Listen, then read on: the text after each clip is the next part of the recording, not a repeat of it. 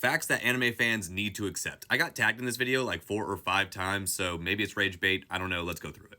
Boruto hate is forced. I mean, if you're just anime, Boruto hate is valid. But that being said, Boruto has some of the best fights in all of Naruto. Apparently, 2 Blue Vortex is going crazy manga-wise. I think it has a chance. It's probably a little overhated at this point, but it had such a bad start that it kind of makes sense that it got that. Saitama over Goku, like, is this still happening? Are we still arguing over this? And, like, do people actually care about this, or are we, like, pretending to? I don't know. There is no new gen big 3. I mean, no, there's not, because we understand that the big 3 was just because they're the big 3 selling manga, shonen, blah, blah, blah. We all know that story. But there's nothing wrong with talking about what is taking that place currently. I think this is a really fun conversation to have, and I think people take it way too seriously. So yeah, you can make a new gen big 3. It won't be official, but we can have fun with it. Naruto has the best written characters.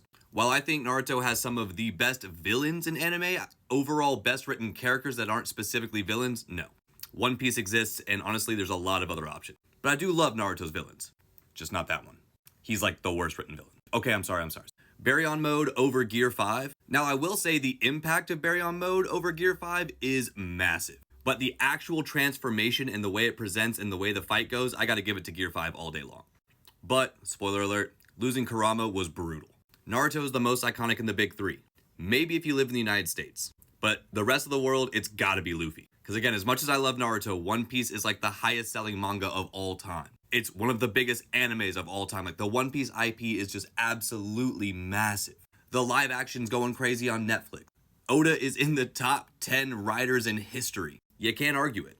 MHA is the best new gen anime. If we're talking about shonen and again comparing it to big 3, honestly, I am very willing to give it to MHA. Black Clover has a really good chance if they'll ever finish that damn anime though. AOT is not perfect. The most lukewarm take on this because nothing is ever going to be perfect, but I do think AOT is the best written, finished piece of fiction that I have ever read. I love it to death. And again, I said finished. There's another one on its way. But of course, those are just my opinions. Let me know what you think in the comments.